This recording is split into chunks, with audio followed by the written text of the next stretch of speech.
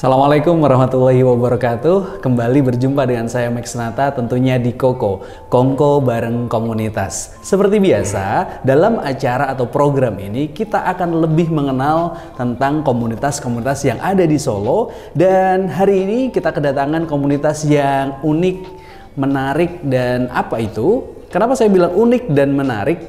Ini adalah komunitas yang mencintai masa lalu. Nah, ini bukan tentang mantan ya, tapi ini tentang sejarah dan juga budaya. Hari ini kita ketemu sama komunitas Solo Society dan sudah hadir di tengah-tengah kita ada Mas Dani. Apa kabar hari ini Mas Dani? Alhamdulillah baik Mas. Baik ya? Alhamdulillah baik. Baik. Ini hari ini datang sendirian berani? Iya, ini kulino sendiri. Oh, kulino dewi ya? Iya. Kebetulan mungkin teman-teman yang lain sedang ada kegiatan gitu ya? Kebetulan teman-teman banyak yang sedang melakukan riset ini Mas. Wah, luar biasa. Nah, kebetulan saya risetnya kemarin sudah clear, ini longgar. Gitu. Ini longgar gitu. Jadi kita hari ini ngobrol dan pengen lebih dekat sama komunitas SS atau komunitas Solo Society.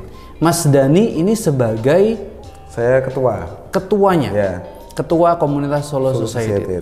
Boleh diceritain dulu sejarahnya ini gimana ini Mas?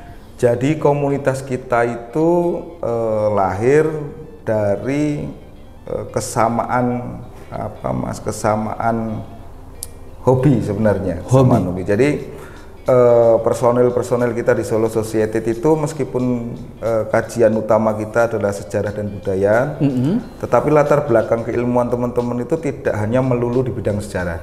Jadi macam-macam. Kita lintas keilmuan. Ada yang dari kebidanan, ada yang dari ekonomi, pendidikan seperti itu, dan itu juga lintas generasi. Karena Solo Society itu memiliki 3 pondasi utama, yaitu edukasi, rekreasi, dan diskusi. Yang ada hubungannya dengan sejarah sama budaya. Yang ada hubungannya dengan sejarah dan budaya. Ini itu. Sukanya kok tentang yang lalu-lalu, tentang masa lalu itu. Jadi begini, unik ya. Karena kita kan kebetulan tinggal di Solo ya. Iya. Dan beberapa teman-teman itu meskipun tidak tinggal di Solo tapi berdekatan dengan Solo. Nah, Solo itu sendiri kan adalah kota yang tidak memiliki aset apapun kecuali sejarah dan budaya. Betul. Aset alamnya sih terutama yang kita nggak punya, yang nggak punya, kebetulan nggak punya. Budaya. Iya. Nah, 2 aset utama itu yang sebenarnya menjadi aset vital, tapi kok sampai sekarang kayaknya justru tidak mendapat perhatian secara spesifik dari banyak kalangan. Padahal itu yang sering istilahnya dijual untuk membranding Solo. Betul. Seperti itu. Nah, keresahan-keresahan ini muncul terutama tentang pelestarian sejarah baik fisik maupun non fisik seperti itu. Akhirnya teman-teman yang memiliki motivasi sama ini kita kumpul saat itu, dan yang mengumpulkan kita itu Mas Heri Priyatmoko. Beliau mengkontak kita satu persatu, kemudian kita bertemu dan akhirnya kita sepakat membentuk satu komunitas. Betul. Dengan nama Solo Society. Nah, kenapa Solo Society? Karena society itu diambil dari bahasa Belanda yang artinya tempat untuk berkumpul, belajar dan bersenang-senang. Bersenang-senang ya? Bersenang-senang. Jadi berarti bawaannya harus seneng. Ya, kita kan makanya dalam Solo Society itu dasarnya adalah belajar bersama. Kita tidak saling menggurui, tapi kita belajar bareng. Makanya di situ semua akan mengalir secara harmonis dan manusiawi seperti itu, Mas. Iya, ini awal mulanya terbentuknya ini kapan atau tahun berapa ini, Mas? Jadi Solo Society sendiri secara resmi dan itu sesuai dengan akta notaris kita. Jadi kita kan komunitas legal ini. Iya. Kita sudah memiliki satu badan hukum secara resmi. Itu sekitar Mei 2018. Mei 2018. Pertengahan Mei 2018. Berarti kalau sampai dengan hari ini sudah tahun ke-5, ya, tahun ke-6. 5 tahun. Ya, 5 tahun ya. Lebih dikit lah. Seperti itu. 5 tahun lebih. Tadi awal mulanya dari berapa anggota kemudian berkumpul dan sampai dengan hari ini ada berapa kira-kira? Jadi di awal itu kita cuma sekitar 9 orang, Mas. 9 orang. 9 orang yang kemudian kita memiliki inisiatif untuk melakukan satu riset bersama. Jadi di Solo Society itu kita alurnya begini, kita memilih satu tema. Ya. Satu tema yang berkaitan dengan sejarah dan Budaya? cagar budaya di Solo yang tidak terpublish atau sudah dikenal orang tapi tidak mendapat perhatian seperti itu. Nah, kita ambil itu, kemudian kita riset bareng-bareng dan kemudian kita jadikan itu satu event. Nah, dari event itu kemudian kita bisa membumikan fakta-fakta sejarah itu dengan objektif seperti itu, dan di sini masyarakat baik dari berbagai kalangan itu akan tertarik. Nah, dari situ mereka kemudian mengapresiasi Solo Society, dan sampai sekarang alhamdulillah di setiap event kita itu semua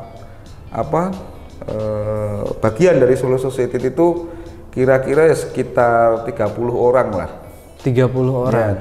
Kalau saya mau tanya background dari 30 anggota ini, apakah semuanya kemudian akademisi? Karena tadi Mas Dani ceritanya tentang riset, tentang bagaimana membumikan sejarah ini dengan baik dan memperkenalkan kepada masyarakat sebagai branding kota Solo ya tentunya ya. Nah, ini backgroundnya apakah Mas Dani sama teman-teman ini akademisi atau memang ya kerja harian mungkin macam-macam tapi punya fokus yang lain? Jadi, gitu? Kalau background kita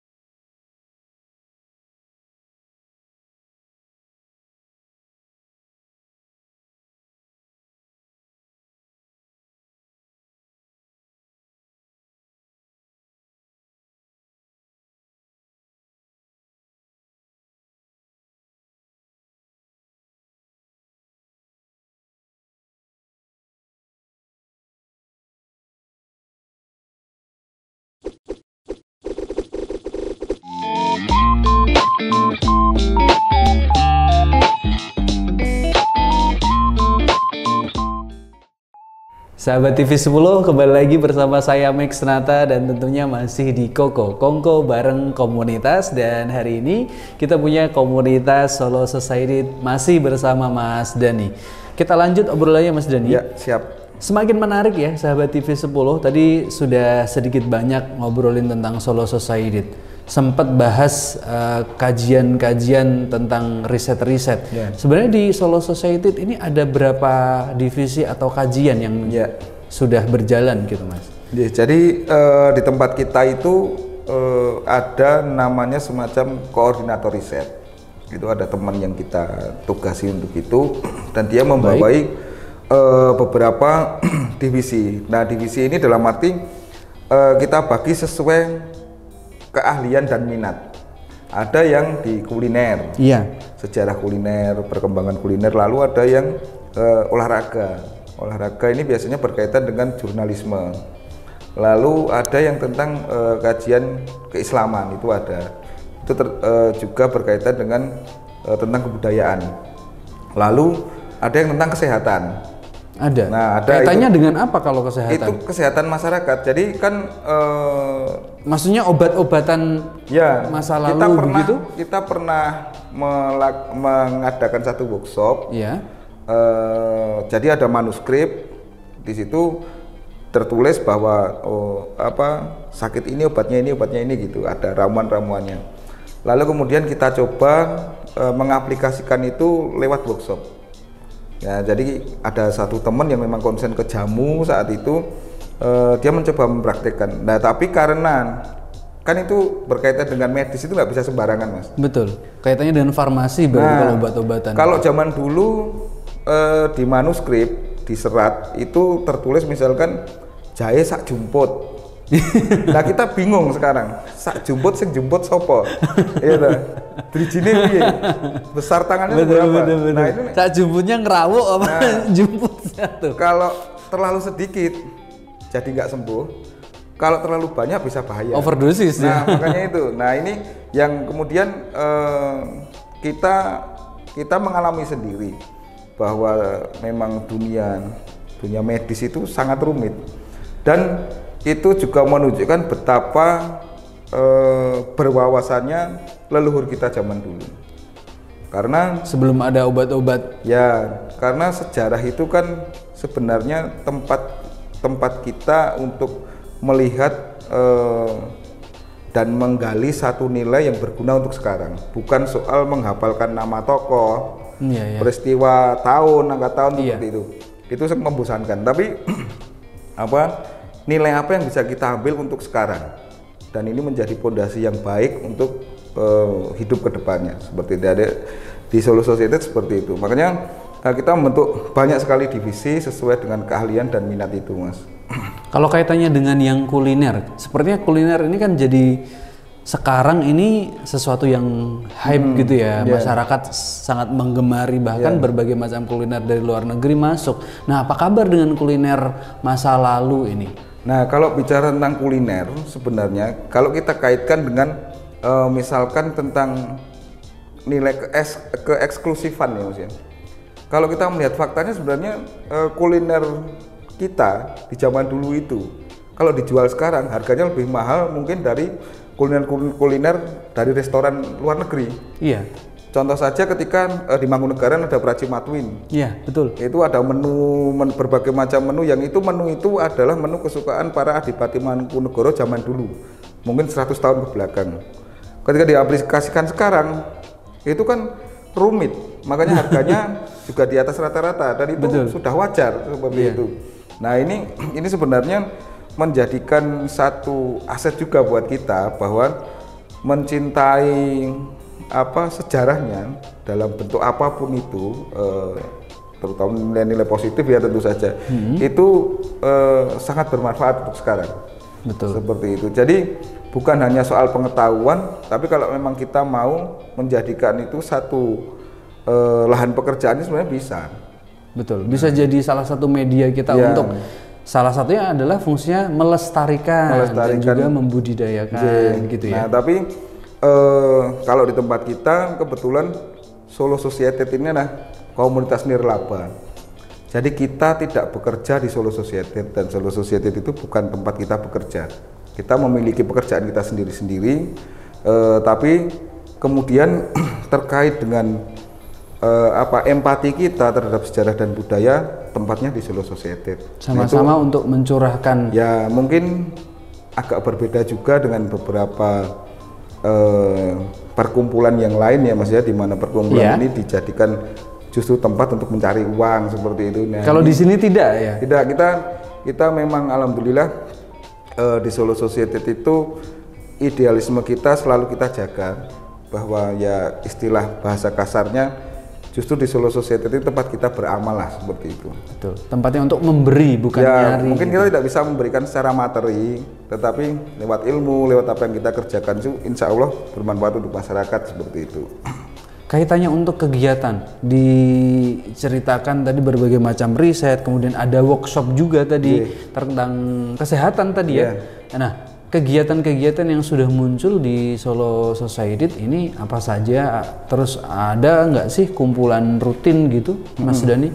Jadi kegiatan rutin kita berusaha untuk minimal 1 bulan sekali kita mengadakan satu event yang terbuka untuk umum, dan kita tidak menutup kuota ya.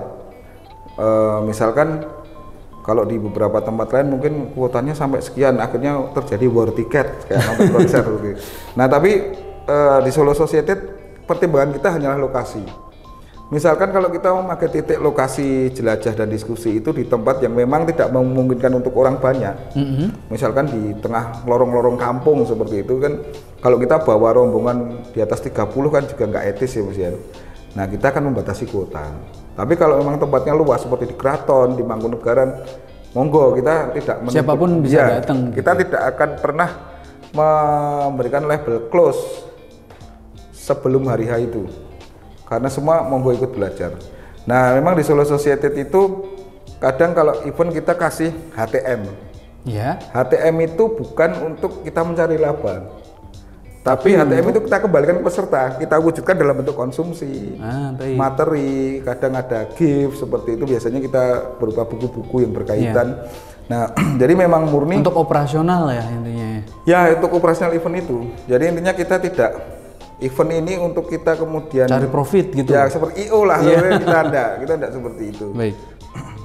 Kalau berbagai macam kegiatan tadi sudah dilaksanakan, minimal 1 bulan sekali ya? Minimal 1 bulan sekali, tapi ada juga di tempat kita itu kita bikin satu kegiatan namanya berjalan bercerita. Itu kalau pas teman-teman longgar itu bisa 1 minggu sekali Mas. Jadi eventnya Solo Society ini adalah event besar yang memang kita persiapkan jauh-jauh hari. Tapi kalau event berjalan bercerita, ini apa yang sudah pernah dilakukan Solo Society di copy paste untuk ini. Jadi kita nggak perlu riset panjang, jadi bisa dimungkinkan 1 minggu sekali seperti itu. Baik. Kalau kegiatannya biasanya dijalankan secara mandiri di Solo Society, apakah kemudian kerjasama dengan pihak Pemkot atau mungkin pemerintahan yang lain atau bahkan swasta gitu, Mas? Biasanya bagaimana? Ya kalau eventnya Solo Society itu kita event independen Mas. Kita event independen, kita sampai sejauh ini selama saya menjabat sebagai ketua Solo Society, kita tidak pernah melakukan satu permintaan ya. Ini bukan karena kita sombong enggak loh ya. Ke dinas atau untuk enggak, karena kita gimana ya, kita itu kalau ngomongin soal kaitan sebenarnya kan Solo Society ini akan sangat bermanfaat buat masyarakat, khususnya para pelajar dan juga mahasiswa. Kalau dari kacamata saya, hubungannya bisa dengan dinas kesehatan, bisa dinas kebudayaan, bisa dengan Pemkot sendiri pun. Itu begitu. biasanya beliau-beliau yang kemudian akan mengkontak kita. Oh begitu, jadi ya, banyak teman-teman kampus dari berbagai lini ilmu itu memang mengkontak Solo Society untuk sekedar berdiskusi atau mencari data, dan kita sangat terbuka untuk itu. Jadi sistemnya seperti tadi saya sampaikan, kita belajar bareng, yang namanya belajar itu untuk semua. Seperti itu Mas. Jadi kalau kaitannya dengan kegiatan sebenarnya mandiri begitu ya. Tapi kemudian kalau misalkan ada pihak-pihak terkait yang membutuhkan teman-teman Solo Society, Ya, Solo Society monggo terbuka kita, untuk ya, terbuka. berkolaborasi untuk kegiatan-kegiatan yang bermanfaat untuk masyarakat. Baik sahabat TV 10, kiranya obrolan kita semakin kesini semakin menambah wawasan kita, ya, semakin menambah wawasan kita dan juga semakin membuat kita cinta budaya sama sejarah. Ini khususnya untuk apa ya, sahabat TV 10 yang usianya masih muda, biasanya sukanya itu justru malah budaya-budaya yang dari luar gitu Mas Dani. Ini untuk apa ya?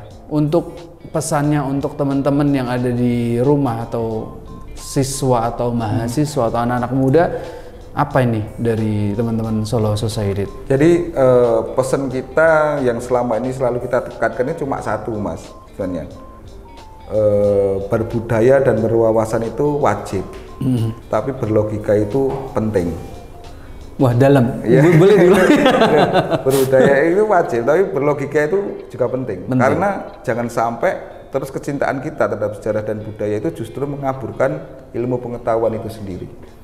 Nah, seperti itu. Luar biasa. Teman-teman sahabat TV 10 kalau ingin bergabung bagaimana caranya? Boleh bergabung kah Ya, atau kita bagaimana? kan punya akun sosmed terutama yang sering dipakai untuk publikasi teman-teman itu di Instagram. Ya. Nah, kebetulan Akunnya apa ini, Mas Dani? Solo Society. Akun di Instagram Solo Society itu aja. Dan itu kebetulan kita membuka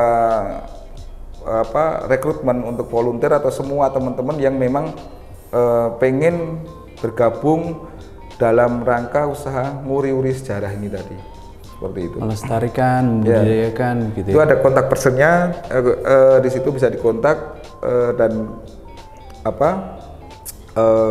kemudian Bisa gabung. seperti itu, gitu Mas. Iya. Terima kasih Mas Dani sudah mampir ke TV 10. Luar biasa sekali cerita tentang Solo Society. Semoga semakin bertumbuh, semoga semakin diakui oleh masyarakat dan kegiatannya semakin menyadarkan masyarakat tentang budaya dan juga sejarah kota Solo dan juga sekitarnya.